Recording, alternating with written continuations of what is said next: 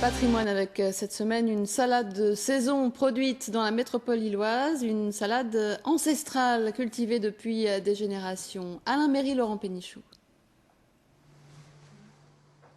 Au menu de ce restaurant de Fâche-Tuménil, la ficelle catichoise, un plat peu connu, mais si on veut en savoir plus, il faut rembobiner le film et se diriger vers les cuisines pour découvrir que l'ingrédient principal de ce plat est une salade dont les qualités sont son amertume qui ressort, et sa couleur, et puis bon, la provenance, hein, c'est quand même une salade qui vient de notre coin. Et pour découvrir cette salade locale produite en plein centre-ville, une petite descente s'impose.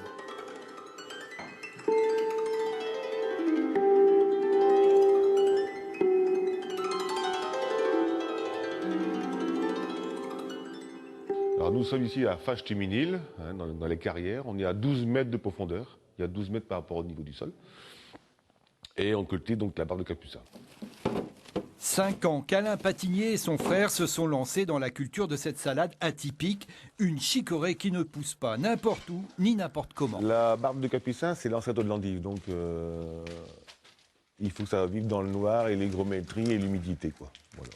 Et une température constante de 12 à 13 degrés toute l'année. La carrière ici, on est 98% d'hygrométrie, hein, et dans l'ombre, tout le temps dans le noir, quoi.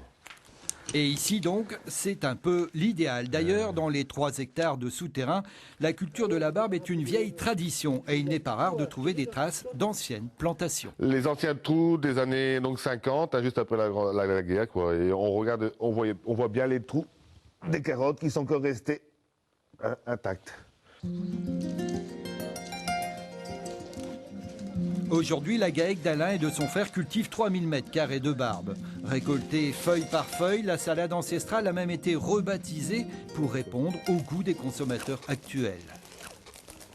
C'est un produit assez marginal, hein, mais cette consommation reste constante. Donc d'année en année, on a toujours à peu près la même consommation, la même production. En 1960, on comptait une cinquantaine de barbeux dans la région. Aujourd'hui, il ne reste que 2 producteurs et quelques chefs assez audacieux pour mettre au goût du jour une salade disparue de nos assiettes.